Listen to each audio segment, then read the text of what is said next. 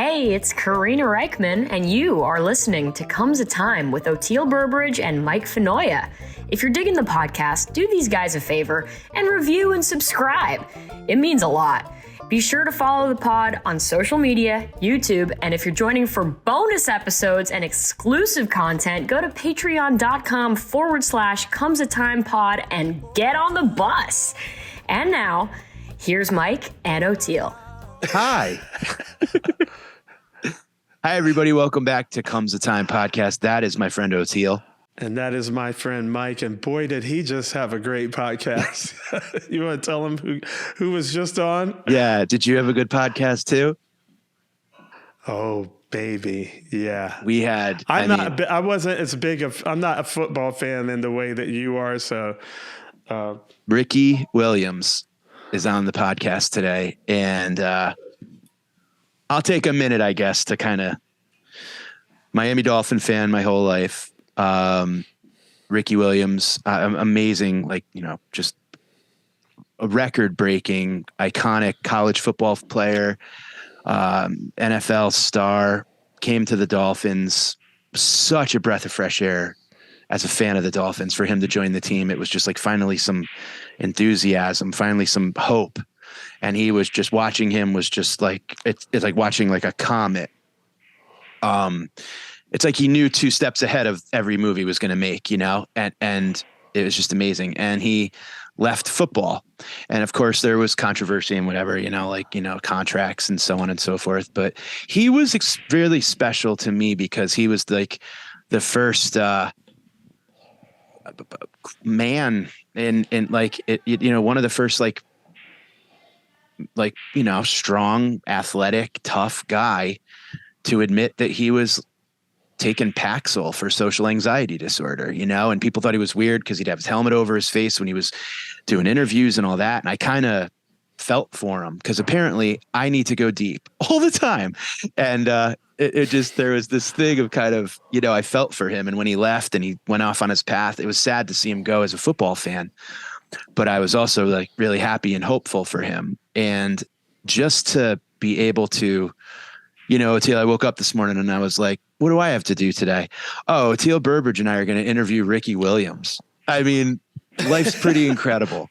So about his cannabis company and astrology. Astrology, dude. Sweet. Yeah. Sure. Okay. Who knew? Thanks, universe. But it was okay. It went better than I could have imagined, and I'm so happy to see you two guys get to know each other because I just felt like you two guys you should know each other. You understand what I mean now? Well, I went and watched a couple of interviews with him, and there's this one interview where he got into a really bad funk. I think it was actually in high school. And he found out that the quarterback was sleeping with his girlfriend. Oh, God. And he was just sucking on the football field, and he was like all in his head. And this friend of his was like, bro, you are way too inside your head, and handed him a bong. And he did a bunch of bong hits, and he said it just stopped all that chatter. And for some reason, he had the desire to go watch Blazing Saddles. And he said, getting really baked, getting out of his head and watching Blazing Saddles and laughing so hard pulled him to the left of whatever his old mindset was. And he ran 2 300-yard games back to back after that. And I was like, weed and Blazing Saddles fixed him. I was like, I can't wait to interview this guy. This is my guy. Holy crap. Oh, dude. Yeah, it's so funny. I was sold after that. And then he gets into the whole astrology thing. And let me tell you, folks, I was around one of the best. Colonel Bruce Hampton, there may be better, but there's not many. And man, Ricky is the deal. He started laying out Mike's stuff. You'll see. Watch this podcast. It's great. I mean, he nailed it. He immediately nailed it. It's just so funny. It's just, you want to hear a funny story about, so Ricky Williams is the only from what I know, I think my parents probably bought me jerseys of other players. They definitely did. Ricky Williams is the only one that I ever actually like bought his jersey. You know, like I was at a Miami Dolphin game. They were playing the Jets. My friends and I were down seeing Fish for New Year's Eve at the American Airlines Arena.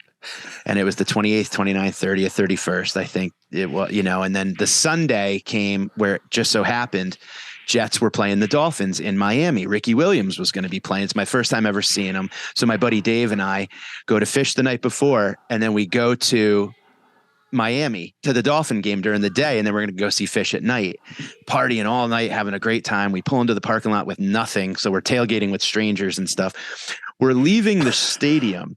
And I watched Ricky run a touchdown, which is all I wanted to do. I watched him break off this corner and run a beautiful run. But we're leaving, Oteil, and I go, Dave, come here. I want to get a Ricky jersey. I have to get a Ricky jersey, right? So we go into the pro shop, and I ask for a home Ricky jersey.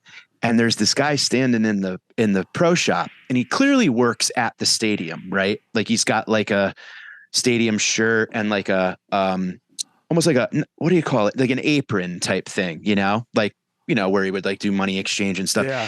And he goes, did you know today's buy one, get one free jerseys? He goes, it's $80 for a jersey. So go pick another one. And I told my buddy Dave, I'm like, go get a jersey, like so he grabbed like Zach Thomas, who was another player. And we bring it over, and I hand the guy $80 cash, and he rips the tags off the jerseys and just takes off with our money. Like he happened to he worked at the stadium, but not in the pro shop. So like I look at Dave, and I'm all punchy from a night of Fish and all the drug, you know? And I'm like, I go, we technically paid for these, right? And he's like, yeah, I think so. So we like put them on camera. On camera. They got so we put them on, and we just ran into a group of people that were like walking out of the stadium that all had jerseys on. We just ran to the car and went home. No. So I feel like I technically bought a Ricky jersey. I just don't think I paid the right guy. But it was just hilarious. And I always will cherish that memory. And Dave and we always talk about it. It's just great. It's just so funny that how full circle to be able to like, this was just beyond perfect for me. But he did your chart how many years later? Honestly, on your podcast. Did we even know what a podcast was back then? No, I didn't have a phone. No, this was like, I think I had one of those Nokia phones that like you play Brick Breaker on, like that maybe. Oh That's my right. God. Stick around, now folks. It gets better. Stick around. Yeah. Thank you so much. Yeah. Thank you, Ricky. And thank you. And check out his brand, Heisman Cannabis. They're going to all different states. Yeah. It's growing. I think it's just recently in Arizona. I love it because it's Heisman, HIGHSMAN instead of Heisman, HEISMAN. So he's the man. Hopefully we'll have him back, and I'm definitely going to sign up for a second reading for sure. Definitely got to go deep. Yeah. Deeper. I guess I don't have the ability to not. So learned a lot about myself today, guys. All right. So if you're enjoying the podcast, go over to Patreon /Comes the Time Pod and join us for bonus episodes each week. Thank you for all the patrons that we have already. We love you. Thank you. Go to our YouTube and subscribe. Go rate us and review the podcast. It goes a long way. And I have dates up on MikeFenoya.com. Oteil's got a ton of dates coming up at Oteil.com. Come see us on the road. And we've got merch ready for you guys. So where's my koozie? I had it ready to show. Damn it. I'll give you a picture. I know. Well, we'll do it. We'll do it again soon. And right. We love you guys. See you later. Enjoy Ricky. Peace.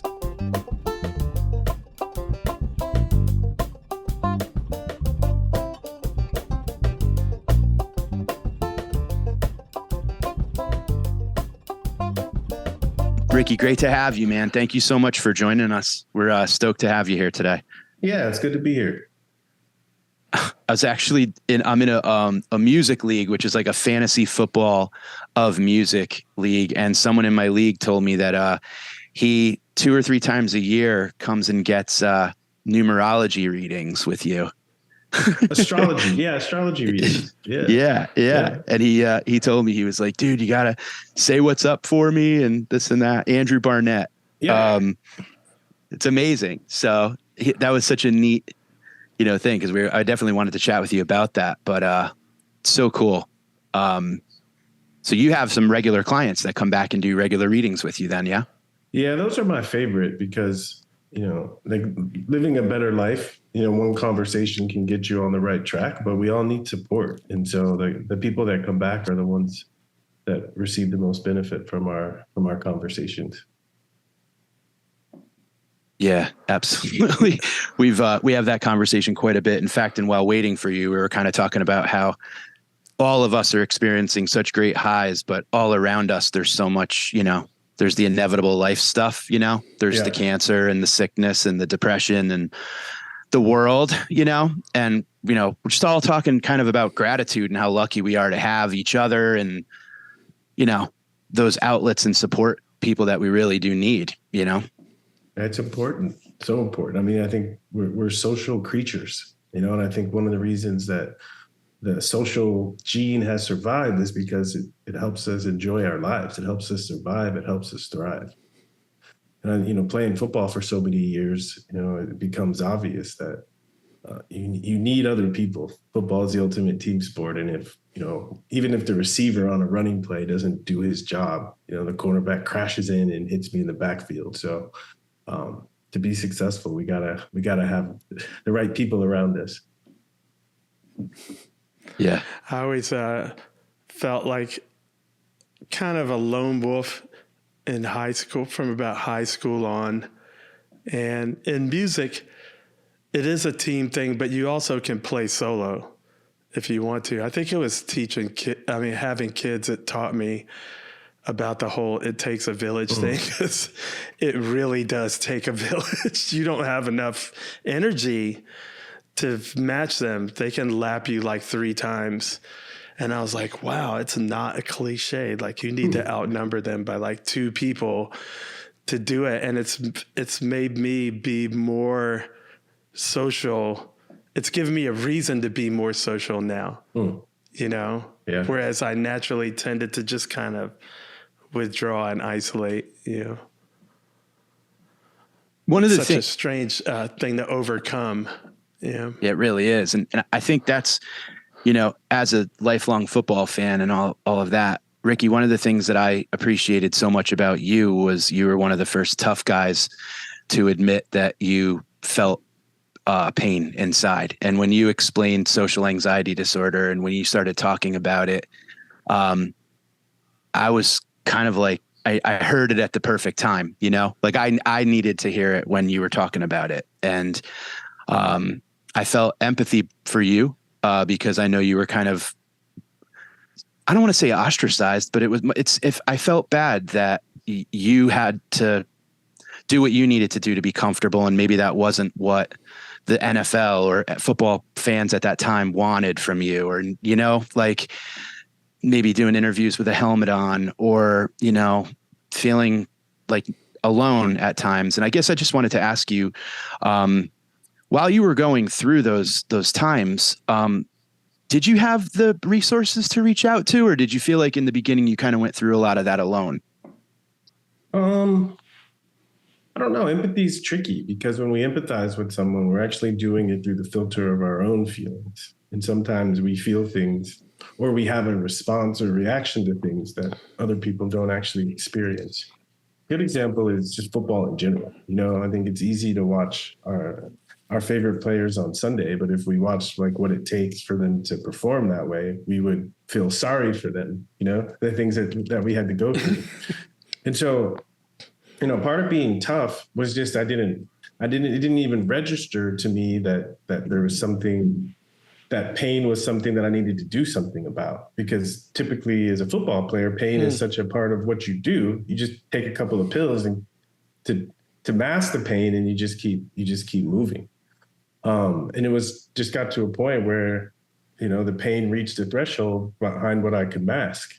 And the gift of that, and I think the gift of pain and the gift of feeling anything, is that once you feel it, you're highly motivated to do something about it. And so for me, my training is to manage to do something about the pain. And so once I was aware of it and I started to do something about it, there are tons of resources. And I think whether we realize them or not, there's always tons of resources. It's about our ability to be open to them and choose them and keep choosing them until we get what we need. And that was the same for me. As soon as I recognized there was something that I wanted to address or to change or do something about, I realized that there are tons of resources around. And I was motivated enough to keep tapping those until I started to feel better, to improve, to do something about it. It's so important. Such a great thing having this medium too of podcasts, because, so many people are not kind of programmed that way. Like there's a pain here and I need to try to fix it. I think a lot of my past pains, which were tied to addictions, I thought, well, there's no way I could never fix it. You know what I mean? Or it was hopeless. And now on the other side of that, I'm just hope that someone will see a podcast or that I'll recognize something, say something to somebody to try to reach out, to offer them this, that's not true. I know you may feel like that, but I felt like that, but that's actually not true. It's like some kind of lie we tell ourselves. And, I feel like it's a lie we tell ourselves, but, everything we tell ourselves, we heard from someone else first. And you mentioned, this is one of my favorite words past couple of weeks, is conditioning, and I think we don't appreciate conditioning. So after I retired from the Dolphins, I went back to Texas to finish my degree. And I only finished 60 hours as an undergrad. And so I had half of a college education I had to complete when I retired. And so it gave me the opportunity to think of, what do I really want to spend a lot of time studying? And so to make it enjoyable for me. And so I decided to study educational psychology, which is basically the psychology of how we learn, which is basically we learned about conditioning. Everything we do as humans, we were conditioned or taught or trained to do it.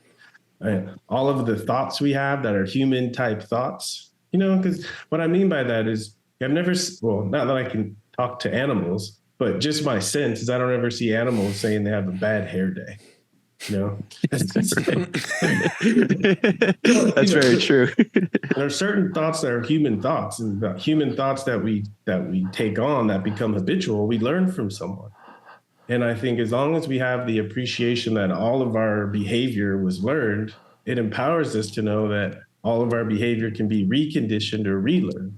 And for me, that was the beauty of recognizing the pain, is I realized this pain comes from the way I was raised, the way I was conditioned, and not in a sense of blaming, of realizing I'm an adult now, so I can retrain or recondition or reparent myself any way I want.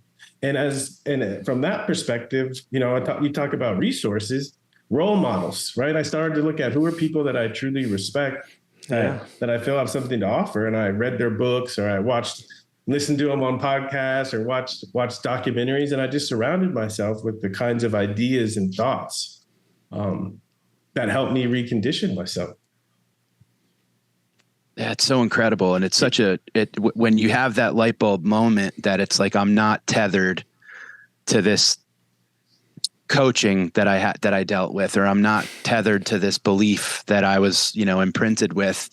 I remember when I first started to practice transcendental meditation, there's no way in hell I'm going to be able to sit for 20 minutes and recite this mantra. And, and I was like, this is stupid.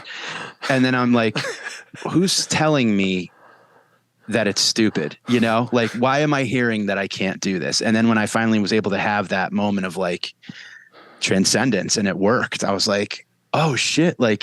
It's like learning a new trick or learning a new step or learning a new lick or something. It's like, wow, I can learn new things. And while learning, I'm unlearning what's been standing in my way. Yeah. That's fascinating. I mean, you just described the meditation technique that I first learned is very, very, very similar to transcendental meditation, point of focus in a mantra. And I had a very similar, even that awareness, because when you start focusing on the mantra, you start to be aware of the thoughts. And you start to be like, oh, where did this come from? I remember sitting in meditation probably 2 weeks where I finally started to quiet my mind so I could be mindful of the thoughts. And the thought would come up and I'd be like, wow, that's really how I think. No wonder I'm in this situation. But the beauty of that is allows you to make those shifts and to make those changes. And I had a little music story, and it was about the same time I started learning to meditate.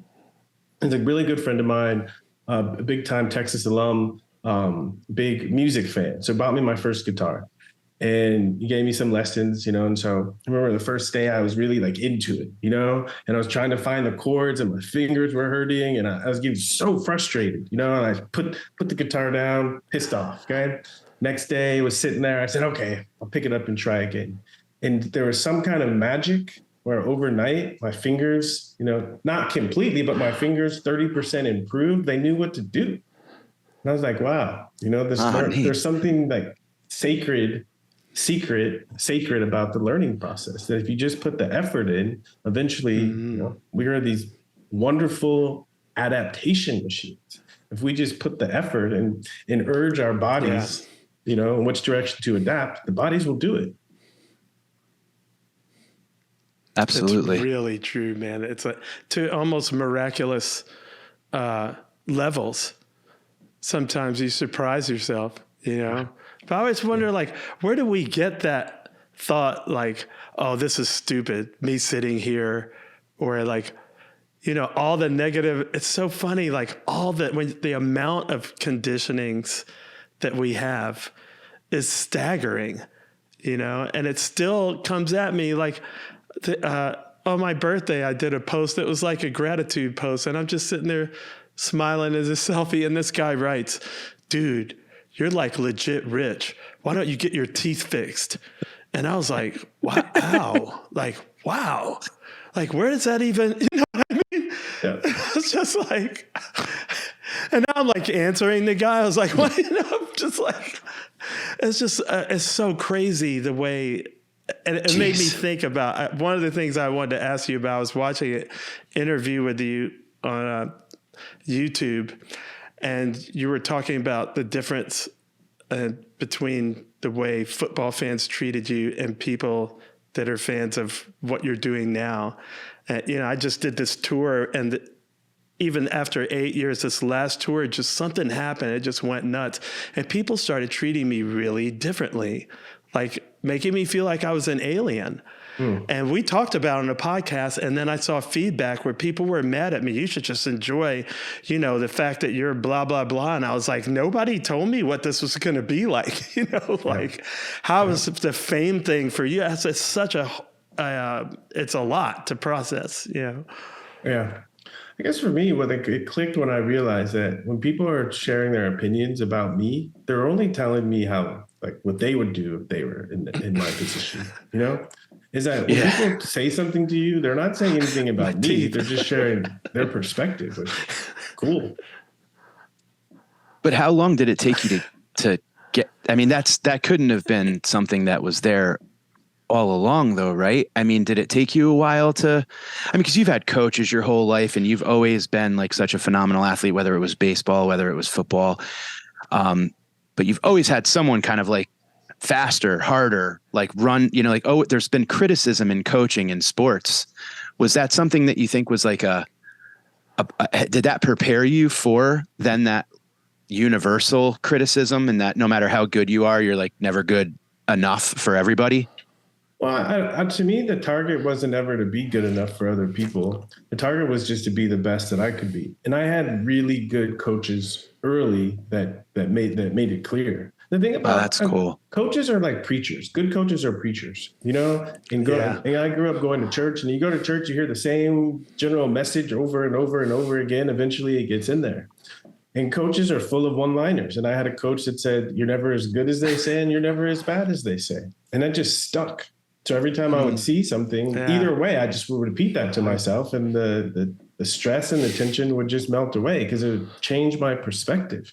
Because that's actually feels more true than what I was going on in my head about, that must mean I'm less than or whatever. And so it's just coaching. I had really good coaching, and I'm a really good listener, and I don't have a big ego. And that's one of the things that, I mean, it's gotten me in trouble sometimes, because I think when you're a professional athlete, that's the expectation. And totally. Let people down. People leave you and they're like, you're so quiet.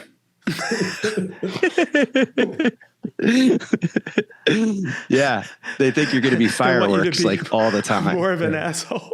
Yeah. Dude, it's so funny what do you attribute your social anxiety to then? The fact that I don't have an ego. That you used to deal with. The fact that I don't have an ego. And I was, again, the people I surrounded myself with, and I thought about this a lot. Social anxiety, the people that I'm surrounding myself with, right, creates an anxiety state in me. And so when I started surrounding myself with other people, I started to notice the anxiety disappeared. And then I just started to pay attention. And instead of looking at it as a negative or a wrong thing, I was grateful that it's information about how to take care of myself. And I think sometimes being a tough guy, being a tough person, is part of a badge of courage, is putting ourselves in difficult situations. And I think we all have to face difficult situations, but we also have to recognize what is good for us, what feels good to us, and how do we nurture ourselves. And I realized, because of the profession I was in, I was surrounded by people that were just so different from me that it created a sense of anxiety. And so that's when I retired. I started traveling around the world, and I naturally gravitated towards more sensitive, spiritual people. And when I started doing that, the anxiety completely disappeared, like it wasn't there at all. And I was like, okay, this is anxiety. I tell people is information. It's just information. And if you listen to the information and you act on it, the anxiety will go away. If you don't and you keep pushing through, the anxiety will tend to increase. God, that's so Or if awesome. you just medicate it, because I wonder how many people there are where if they did what you did, instead of, we're not doctors and we're not giving medical advice. I'm not telling you to get off your anti-anxiety medication, but I'm just saying, I wonder how many people it's a lot to try to change that whole situation macro, but maybe if they did it, I wonder what percentage of people wouldn't need those anti-anxiety meds. Well, I think that's the question, and people started asking themselves, how would I have to change my life so I don't need these things? And that's just a simple question. And if we ask that question and we're truly curious, we'll start noticing clues, we'll start finding answers, and we'll start moving in a direction where we don't need it. It's just people, we one of the habits that a lot of us have is we hold on to things that we don't really need anymore. And I stress anymore, because most of the things we have, at some point we needed it. Even the conditioning craziness we got from our parents. In order to get along with our parents, we had to be in some kind of resonance with them. But once we get to a place where we don't need our parents, then we don't necessarily need to be in resonance with them. Unless they have a lot of money, then maybe. Yeah, exactly. Yes. What's so funny too, is I think about this and I'm reflecting back on my, my love of you. And I thought about, I happened to be a Dolphin fan, so I was happy you were there.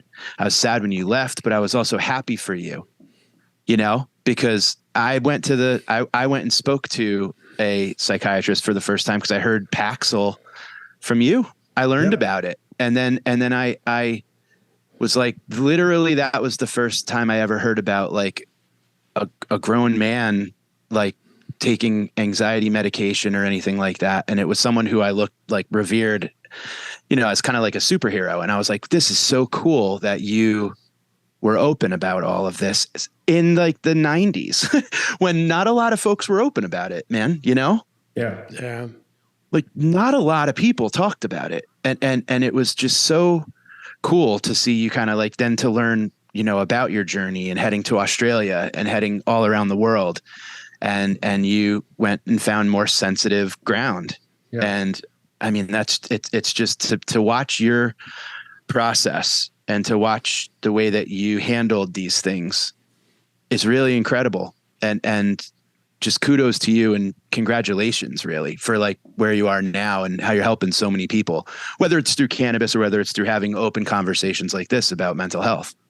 Yeah. And to me, they're very much related, and there's so much crossover in so many ways. And I remember when I started consuming cannabis, and it was about this time period you're talking about, as I was becoming aware of my anxiety, and started going to a therapist and taking Paxil. And one of the things my therapist and I talked about a lot is some people will get on anti-anxiety medicine and their anxiety will come down a couple notches, and then they'll forget to deal with it, because it's not in their consciousness as much. And she Right. stressed to me, the point of the anxiety medicine is to take the edge off so that you can deal with what's causing the anxiety. And when she said that, I started thinking about my cannabis consumption. And I noticed that when I consumed cannabis, I would reflect on the things that were causing anxiety and also reflect on the things that I could do to change them.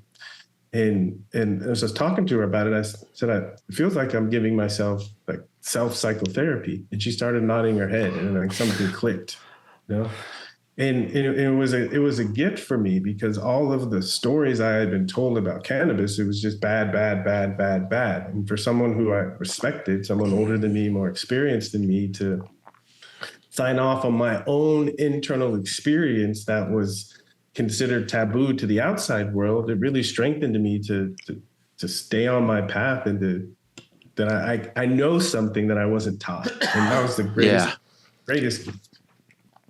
Well, and just like great coaches, a great therapist is just like a preacher too, right? I mean, like when they're not, because I've had good and bad, where it's like just, I had people that were like, you get nervous on stage doing stand-up? Do you want a beta blocker? Here you go. Do you get nervous on flights? Here's a benzo. Do you want this? Here's that. And it's like, all I'm doing is dulling the edges, I'm just sanding the 90-degree angles. I don't think I've heard, and all the different people that I've talked to about therapy, I haven't heard that many. I wonder what percentage of doctors are saying what you said to you. Like, yeah, these pills are fine, but that's just to take the edge off, to deal with let's deal with the problem. And then we make both things go away. Yeah, right. Yeah. I don't get the sense that that's happening a lot, Yeah. But one thing I know that cracked me up seeing your interview where you talked, my favorite movie of all time, if an alien showed up, I would just show him Blazing Saddles. I'd be like, this is what you need to know about this place. And so when you told that story about weed and Blazing Saddles, I was like, oh my God, life. that's my life. Yeah. But I wonder if it makes me wonder if cannabis isn't this thing that helps us pursue our curiosity more. Because like you mentioned being curious, and this word keeps coming up to me, like why things got better for me, because I'm curious. And when I think back to like, okay, smoking weed, and then you watch Blazing Saddles, now your mood is shifted, and you're in a good space all of a sudden. And then my thing was then immediately was like music, and it would just help me like be able to focus more on what I was curious about, regardless of what the outside is. Did you have that same experience? It's very similar. One of my favorite words to describe the effect of cannabis is appreciation. Appreciation. Yeah. Because whether it's appreciating music, appreciating food, appreciating humor, appreciating my anxiety. A lot of times I get into a fight with my wife. She's on this side, I'm on this side, we're arguing. I go in the other room, I'll smoke a little bit, and it makes it easier to appreciate where she's coming from. Where I'm like, oh, okay, I get why she's pissed, and it releases tension. Right? Totally. Yeah, and so I think when we're tied up in knots, there's no curiosity because we're fighting for the rightness of our knot. Yeah. And I think when that knot starts to unwind, it opens up this space where we can be more curious about what's really going on here. That's so true. Yeah, really it is.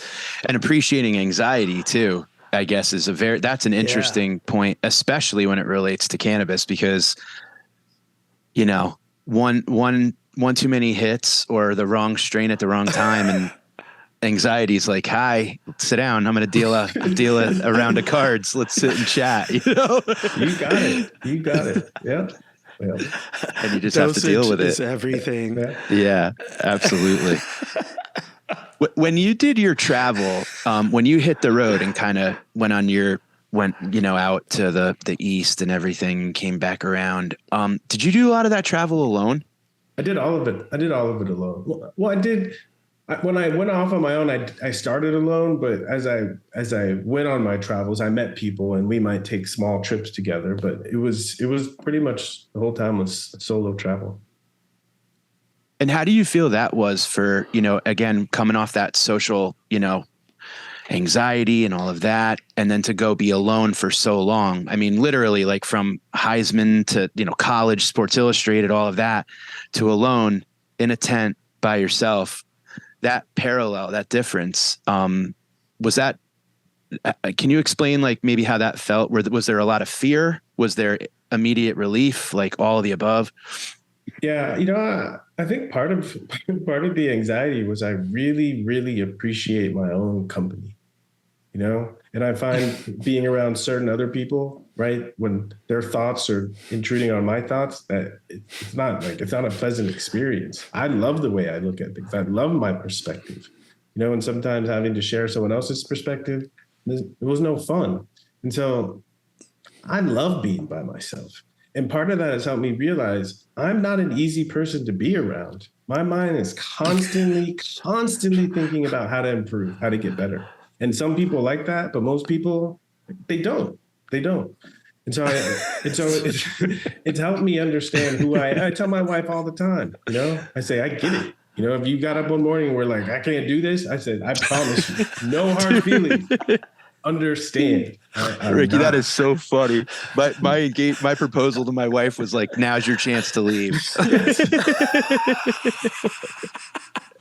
I was like, yo, this is not going to be easy. I'm like, I've been on my best behavior. Yeah. I've been freaking out quietly behind the scenes that I'm not good enough for you. Yeah. And just laying it all out there, like, and she's like, nah, I got you. Yeah. She's like, it's okay. Yeah. But yeah, at least they know, right? Then I don't have to hide those parts of myself, Told you. I told you. I told you. Read the fine print. We're going to take a short break and we'll be right back after this. So much is about allowing yourself to be what yourself is, and then also allowing yourself to show what that is, regardless, and that's a hard thing to do, man, after all the conditionings. It's so really hard because all of us in some way are really weird. Those are the best parts, right? Because I find someone who's trying to be something else is really, really boring, so boring. Especially when you can like immediately see through it and you're kind of like, oh, I see who you're playing. Like I see the character that it's almost like when charades is too easy and you're like, all right, next, like I see who you're trying to be and you don't have to be it around me. And it's sometimes hard when you do the work and you go through, you're obviously a very thoughtful person. And, I think that's one of the things that Oteil and I had right away as friends was we dove deep. Like we both tied rocks to our ankles and just dove to the bottom. And we're like, let's talk about spirituality. Like we knew each other 5 minutes and we were like crying. Wow. And it was like that connection. But when you're at that frequency, I personally, I can't speak for anybody else, I don't really have a tolerance for any other frequencies. So it's like a double-edged butter knife, it's like great, but also I can't tolerate a lot of phoniness or, folks that are surface level. It's hard. And that causes anxiety. Yeah. That's what I love about my astrology practice, because now people pay me to go deep with them, and I'd say like where I'm most social is, I spend half my time, half my days, these days on a Zoom, like talking to interesting people and going deep with them. It's the coolest thing in the world. Well, when you shave off, I mean, all you're doing is you're taking your normal self and what all the weird stuff is. And then you just shave it off. You shave off all the edges so that you can just be right there. And there's a lot that goes into us doing that. I almost feel like when I'm trying to encourage someone to embrace those parts, it's like trying to talk them into believing in fairies. I'm like, actually, those parts are your superpowers. You need to not shave them off. You need to water them and really explore them. And I feel like I'm trying to convince them in the existence of aliens, which I do try to convince people in the existence of fairies and aliens. But, it feels like that same thing, like their own part. Yeah, I mean, I experience that all the time. I always say I'm trying to advocate to people for those weird parts of themselves, because that's truly our gift. You know, anything that we've experienced or we're trying to replicate has already been given as a gift. You know, I feel like it was back in the olden days, you know, when there used to be sitcoms, you know, on TV, and you watch a sitcom and you think it's a new episode and it's a rerun, and you're like, and you just change the channel. Yeah. Yeah. So I like to encourage people just to show up. You know, I promise I'm not going to judge you. I'm going to have fun with you, and let's be real together. Because what I realized, if I'm just going with the flow, even if I'm keeping to myself, right, I'm not making a difference in the world. The more I can encourage people to be themselves, that's what's going to change the world. As people start to, because it sounds cliche, but we all have something inside of us that's trying to get out. You know, and I think I have a 2-year-old, you know, and sometimes so I see that thing that's trying to get out, and the parent in me, you know, says, no. But the spiritual being in me says, yes, you know? Yeah. And I think having kids is where I've gotten the most clarity on how the conditioning works. You know, it's right there, because they're wide open and they're watching everything we do. And I'm always faced with this question. So it's, you can't do that. And they go, why? And I have to like unpack why. It always comes back to, because it's just not accepted. It always comes back to that. Yes. So then I have to go to myself, okay, why is it not accepted? And is that a good enough reason to tell him he can't do it?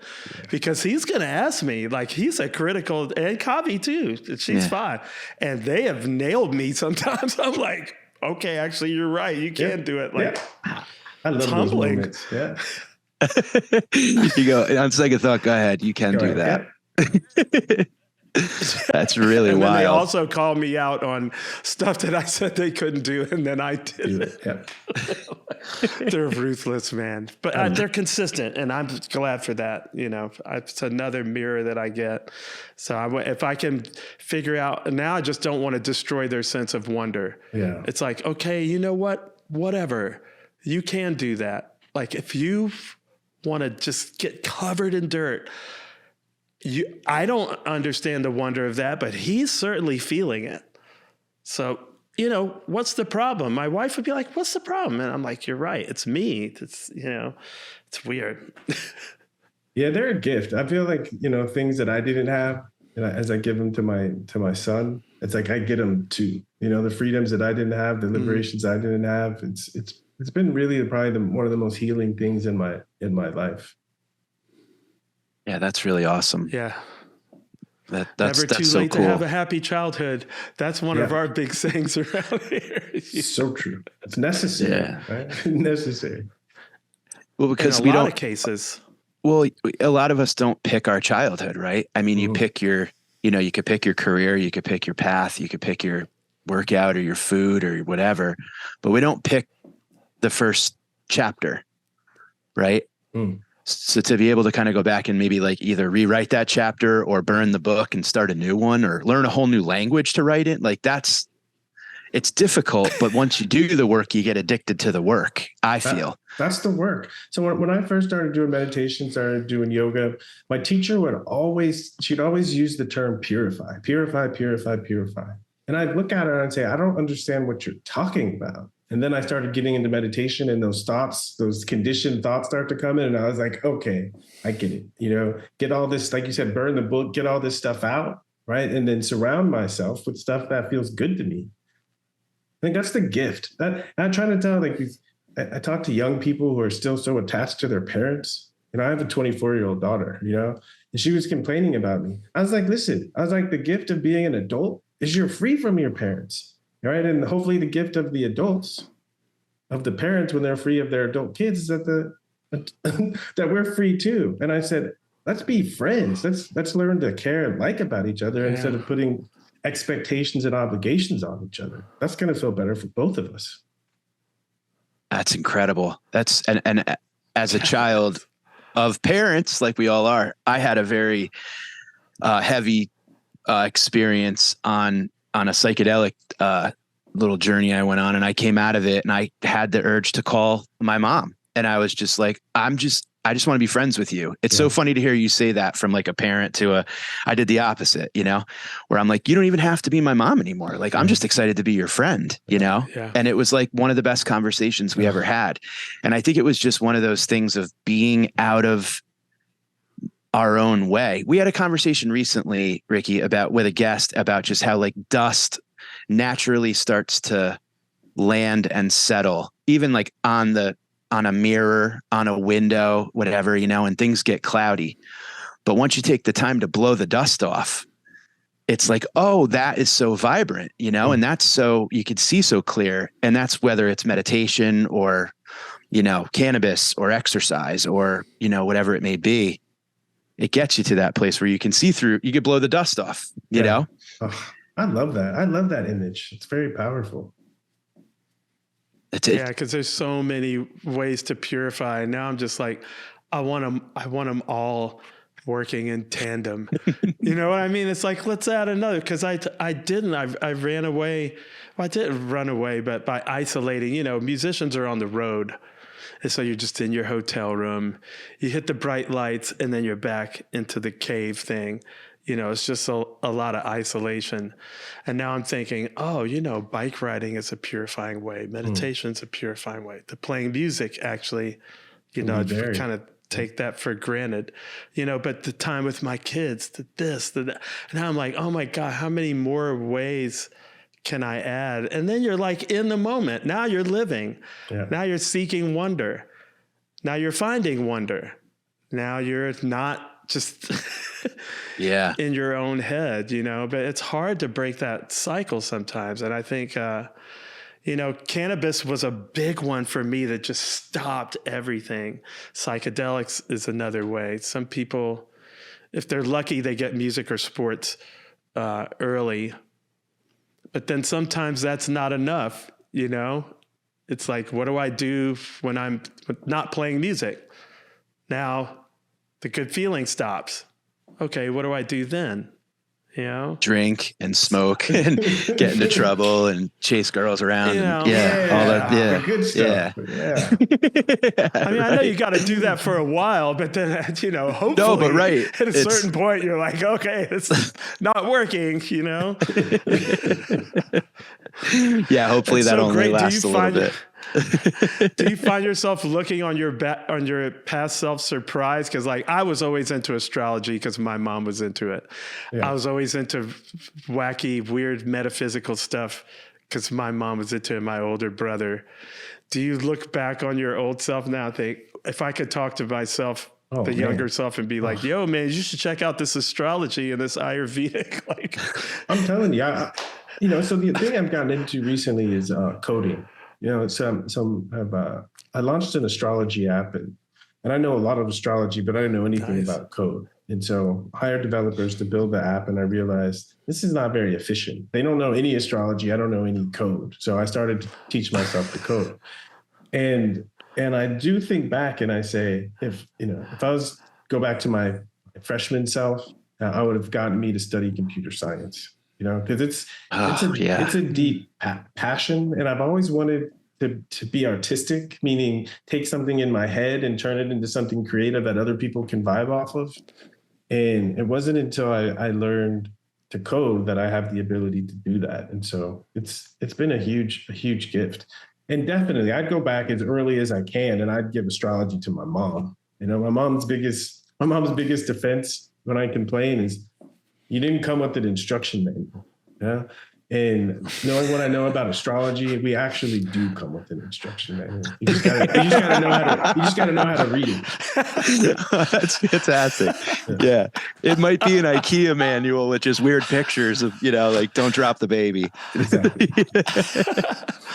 One of my biggest mentors, Colonel Bruce Hampton, who was definitely an extraterrestrial. When I met him, he guessed my birthday within 3 minutes of when I was born. And I know my birth time because my mom was so into astrology. Wow. And we were talking just like this. He goes, August 24th at 2 a.m. I was like, hey, whoa, how did you do that? And he has these different techniques. He could read body features, and part of it's intuitive. part of it's psychic, but he says Asians, he can get them on the day, like every day for like every time for some, I don't, The instruction manual, it's right there, yeah. But yeah, he's the one that taught me. He was like, for instance, you're incredibly curious. Like, how old are you now? 46. 46. He's like, God, like any time past like 35 to learn coding is like crazy. I mean, that's just, I shouldn't say it's crazy. That's what a curious person does. So what is your sign? I'm a Gemini. I'd love to know Gemini, you're rising. Yeah. Gemini with the Virgo rising. Virgo. So boom. Now, yeah, of course. Yeah. I'm Virgo, Pisces, Moon, Cancer rising. So it's, obviously it's Virgo season, and my wife and I, we started very small. We started an Instagram page where we try to keep going on, but every day we try to find a birthday and a quote that resonates with the sign. And so as we're going through all the Virgos, it's amazing to me how many musicians are Virgos.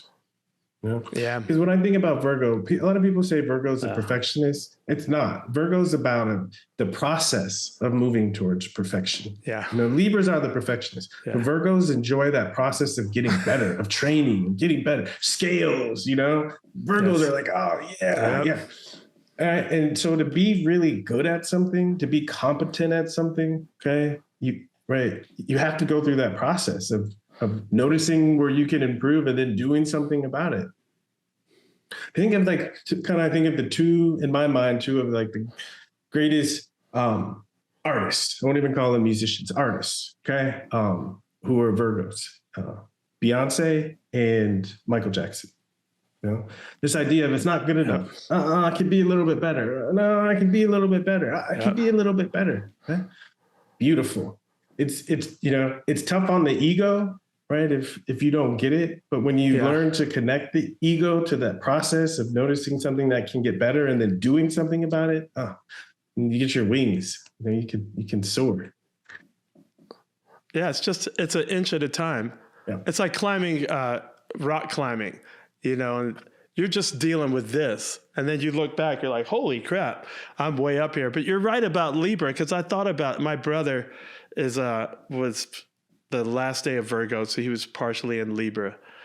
And Libra it's the balance of the scales. That's what I am. That's perfection, You're not perfect but see, then that can run away with you too. Like, I wish I knew, we got to figure out your rising sign. Me? Mike, and your moon. I should have known this years ago. If I told you, Ricky, would you know? It's October 22nd. If you could, you need time of birth. 9:40 in the morning. Wow, you know what time you're born? Yeah, it's impressive. Yeah, thanks. I'll plug it into my little machine, and we'll get a rising sign, and we'll get a moon. Do you have any? What's your moon, Ricky? My moon I'm a Cancer moon.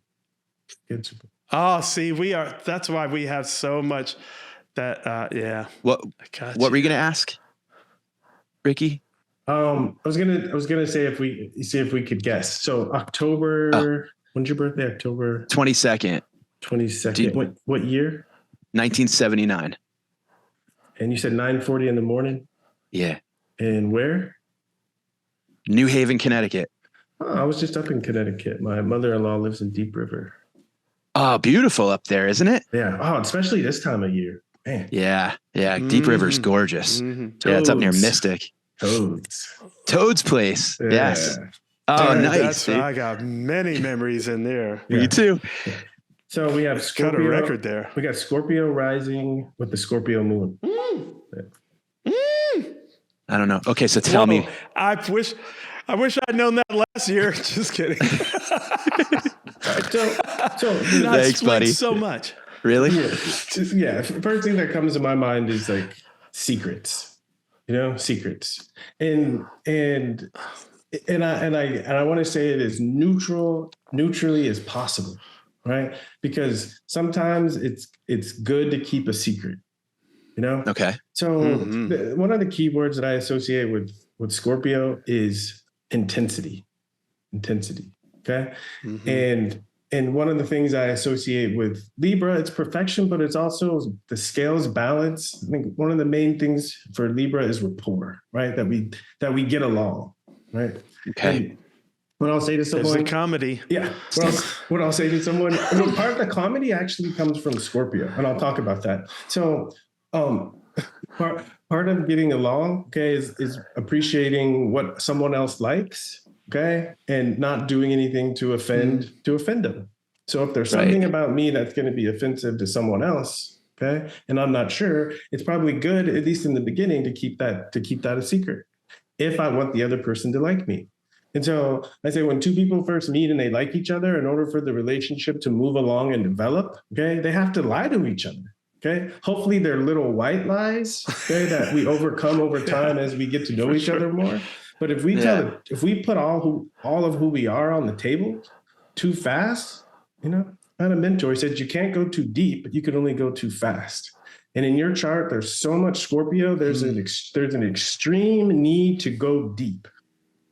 Extreme need to go deep. That's why we get to, dude. Yeah. Wow. There is an extreme need to go deep. Jesus. It's water. So your moon is in a really strong water sign. That's mine is Pisces moon, super emotional, a deep, not even a well, an ocean, river, deep river at least. Right? And then your rising is Scorpio too. Cancer is the river because the river's always moving. In Cancer, the emotions are changing all the time. Okay. I think of Scorpio as the well, right? Still waters run deep. Okay. And I think of Pisces is the ocean. It's vast and it's deep. That's wow. I got both of them. Pisces moon, Cancer rising. But you have Scorpio moon, Scorpio rising. That's super. That's also, while it's a really big challenge, very potent, man. That's some strong magic, man. That's some deep empathy, like all the, Yeah. So everything you said, I got chills over here because it's like an extreme need to go deep. Does it work on the opposite where it's like, do I have an intolerance to shallow? Do you know what I mean by that? 100%. Because it's tricky because the Libra energy can tend to be shallow. And this is something I'd like to correct about astrology. Because of ease of everyone knows when they were born, when someone says, what's your sign? Right? We know when we were born, so we just say where our sun is. So we say that. But in your chart, Scorpio energy is way stronger, 3 times as strong as Libra in your chart, 3 times as strong. And so there is a part that is energized when things are kept superficial enough that we can have rapport. So looking at your chart, the need is to have that rapport, but allow that rapport to sink as deep as possible. And so first you have to meet someone on the superficial level, but they have to be willing to go to the depths with you. Okay, here's the Scorpio connection to comedy. Okay, so Scorpio in astrology rules the things that we tend to bury because socially we're taught we're supposed to bury them. But these are things that are real and need to be expressed. But there's so much powerful conditioning that keeps these things suppressed that they don't get expressed. Okay, it's like you notice when you tell the joke, okay, and it's funny, but it's getting to something deep, and there's someone that's laughing a little bit too hard. Okay. That's something that they have repressed that your comedy is allowed to release. And Scorpio is the gift, right? Because we have all these defenses, but comedy is one of those things that can slip through the defenses and allow those pent up energies to be released. So there's something, this is profound, the profound healing effect of comedy from a Scorpio perspective. It allows those repressed energies to find some means of expression. Wow. Holy cow. See, if parents knew this, it's dude, a common my theme parents told me this when I was younger. Well, I'm just saying, like, if parents knew astrology, because I always tell my friends and everybody, the world at large, as parents, it's our job to find out what our kids' superpowers are. They're there. And my parents did that willfully. We're going to throw everything at the wall. But my mom had that astrology background. So imagine if parents in general had this astrology training. Now you kind of know where their tendency is going to be. Like every chart, there's some superpower in there. Yeah. It's to be found. Yeah, for sure. It's super fun to do, you know? Yeah. You know, and you know, for people that are into astrology, I pay attention to signs, but I'm what I call myself a planetary astrologer. Because I won't get into details, but in this chart, the strongest planet is Uranus. Uranus, Uranus, there's a lot of ways to say it. But this is what this planet represents is the urge to be different. So this chart, the thing that jumps out the most is someone who thinks outside of the box. Okay. And to have some kind of form of expression where you can share your outside of the box thinking, the greatest gift in the world. So if you know, this was the chart of my child, okay, right? I would be excited about the day they started asking me questions I couldn't answer. I'd look forward to that day because this chart is going to have questions that nobody around can answer. One, because they're outside of the box, and two, because they're so deep. If someone hasn't done work on themselves, they're not going to have access to the answer. My kid does that to me now. I'm like, damn. I mean, dude, it's so on the nose, Ricky. I mean, seriously, like it's dead on. And I mean, like, it's dead on. Past couple years have been. Yes. The past couple of years, mind-blowing experiences, one after the other. No doubt. And probably triggered in work environments, you know? Yeah. I mean, it's all so telling. And I almost wonder if parents are maybe scared, Oteil, a little bit, because what if your kid is the opposite? What if you don't jive with each other? You know what I'm saying? Like, that's got to be terrifying. But that's good to know. It's good to know. Sure. No, totally. Yeah. Oh, no, I get it. I totally understand. As someone who needs to go deep, I totally understand. I tell parents in that situation, your job is to get this kid out of the house as fast as possible in a position where they can take care of themselves. Oh, man. That's so cool. It's like what you told your daughter. Yeah. You said, hey, we don't have to do this anymore. We're done. And she has one of these charts. Like, she has one of those charts. Her chart has a lot of similarities to here, where she's way outside the box and she's really a deep person. And she's a warrior princess, you know? And she grew up with a mom who is like scared and overly protective. And so she doesn't realize, she doesn't realize her superpower, where it's almost like it's against her. And so I enjoy like pushing her and getting her to embrace the warrior inside of her. It's a beautiful thing. Man, it's hard to convince people of this astrology thing if you don't have someone that really knows what the hell they're doing. Yeah. Like with Colonel Bruce, with my mom, she was really good and partially psychic too, but she helped me to see like this is a pattern. So, you know, when you see patterns, it's like, hey, people, because of their conditioning, are like, oh, that's mumbo jumbo. It's like, you're just not taking the time to go long enough to see the patterns.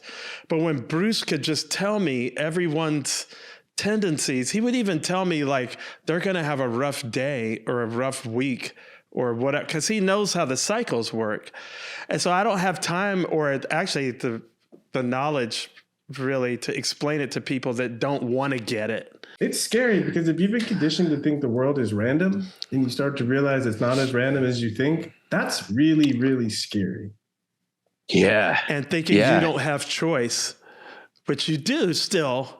But that's then what you feel like an alien. You know. Exactly. No, choice is safer though, right? When things go bad, you can always blame someone else. But when people realize how much agency that we actually have to do something, to change the patterns. It's like you said, we don't choose our parents, but we have, as soon as we're old enough and wise enough, we have all the agency in the world.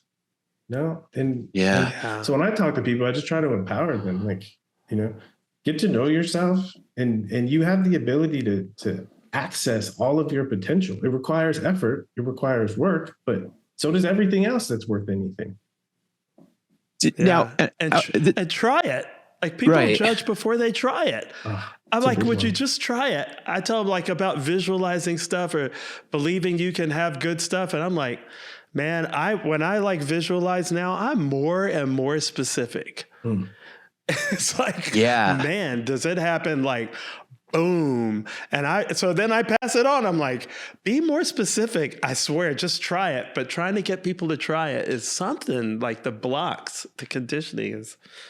It's really interesting because I think about the two of you in your respective, like as an athlete, Ricky, and as a musician, Oteil, you both are improvisers in the sense that you learn the plays, you learn the charts, you could practice a B flat jam, you could practice an off tackle as many times as you want. But every time you approach the line, Ricky, you have to improvise. You have to see 2 steps ahead. Mm-hmm. Oteil, when you're playing, you have to be listening to the drums and also be a step ahead of, the keys or whatever it may be. Like you're always, but you trust your intuition and your instinct, and you guys have that underlying current that now brings you to like, all of this makes sense. When you look at your astrology and when you look at your signs and all of that, it's like, there's that inherent person in you that like is always looking a step or 2 ahead and trusting the practice that you put in. It's really amazing. It's just fascinating how that's all there the whole time. Well said. I think this is the Virgo connection, because sometimes the image for Virgo is a young woman at an altar, and so there's something ritualistic about Virgo, right? This idea of doing something over and over and over and over and over and over again is that if you do it enough, you tap into the soul of it. Right. And that's this unconscious dynamic. And so one time in my career, we got really good at running off tackle, a play called power. Yeah. And the reason we were so good is we just practiced it all the time. And so because we practiced it so much, we've had the experience of all the different variations of how a team could play it, that it made it natural to improvise because we were in the soul of the play, not just the external play. There's been plays that, we saw another team run and we try to run it that week, and then we get in the game and we don't do it well because we're too much on the surface. We haven't had enough reps to really get to the soul of what's really going on with this play. So that was your secret. Yeah. Reps. It's repetition. If you take it with everything, because it's like a commitment, like, astrology is a big commitment, Huge. When I have people that are like really good at it and then living with them on a daily basis, and I could see, so I didn't need as big of a commitment myself. I had the good fortune to like have someone point this out over, even with animals. Like Colonel Bruce used to use it for gambling on horse races. He wouldn't know the horse's time. It's insane. But the commitment part was a little easier, but it definitely stoked my curiosity. So when I'm like around somebody that I'm like, okay, let me see how much they know. And I gotta say, Ricky, you're really good, man. You nailed me right away, and I want more. I want to go deeper. It would behoove you. I've been doing this for almost 20 years, and something about it because when I found astrology, it was when I walked away from the NFL at 27 and a half. Major moment in all of our lives. 27 is a special moment in our lives. So you're looking at 30. Yeah. I walked away. Saturn return coming up. Yeah, it's actually called the progressive lunar return, which is a whole nother really fascinating idea. But at 27, and I walked away from football, and it's pretty much what I'd done my whole life. And so I was lost. And I met this woman, and she knew I was a football player. That's all she knew. And she said, "Where's your Mars?" And Mars was the god of war. So Mars represents our courage, our ability to face challenges. And so she knew that if I was a professional football player, I had to have a big Mars. And so I said, "I don't know what you're talking about, lady." So I gave her my birth information because I'm a twin. So I know what time I was born. And we sat down, and this woman who didn't know me from Jack, right? She said some things that only I had thought in my head. And it allowed those private thoughts to like come to the surface and for me to take them more seriously. And I could start to see a path in my life opening up that had nothing to do with football. And it was such a gift that I became obsessed with it. Is whatever this woman knows or whatever she was able to look at that gave her that insight. Like, one, I want more of that insight. And two, I'd love to help other people access this level of insight.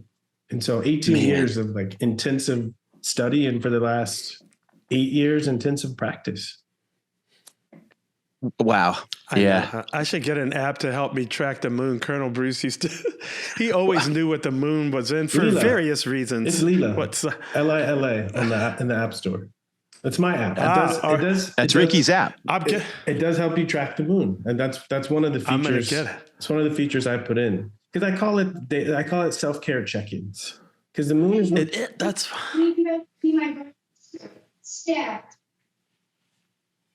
Wow. Everything okay? Yeah, I don't know where that came from. What? The angels. Yeah, the angel. Yeah, totally.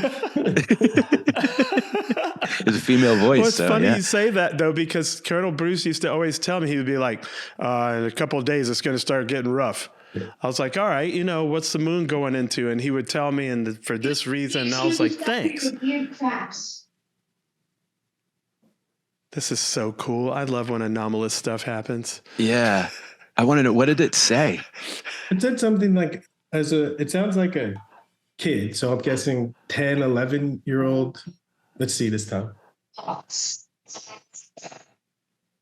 There's something about a crew and trash.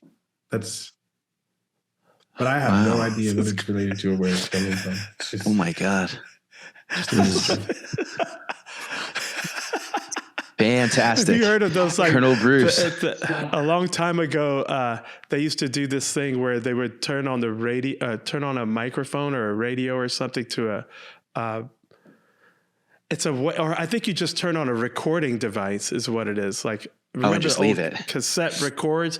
Yeah, and you just in silence, and you would hear talking in the background. They used to do seances and stuff. We got some legit anomalous stuff happening right now. Thanks, Colonel, or whoever it is.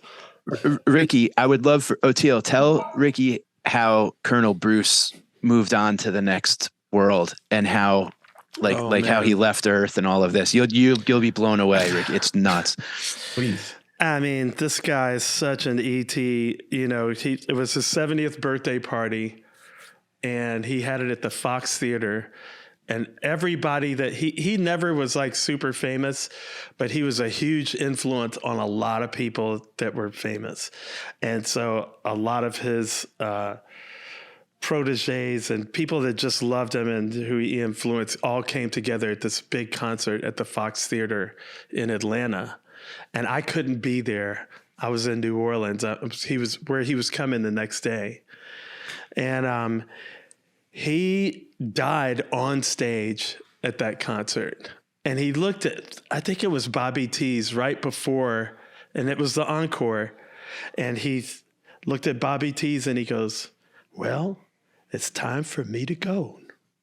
And then he went out on stage and he put his hands up to Taz Brandon Niederauer, who's this really young kid guitar prodigy that was, and fell down on stage and died. And everybody thought it was an act because he always did crazy shit like that. Like, he was almost kind of a performance artist, And so it took a long time for people to realize, hey, I think actually something's not right. Because typical of the kind of hijinks or whatever that he might just pull. Mm. And then sure enough, they got him to it was totally crazy, man. And a lot of people think that he knew it was going to happen. I don't know. I tend to think so. That's my goal, is to be like, I'm good. See you guys later.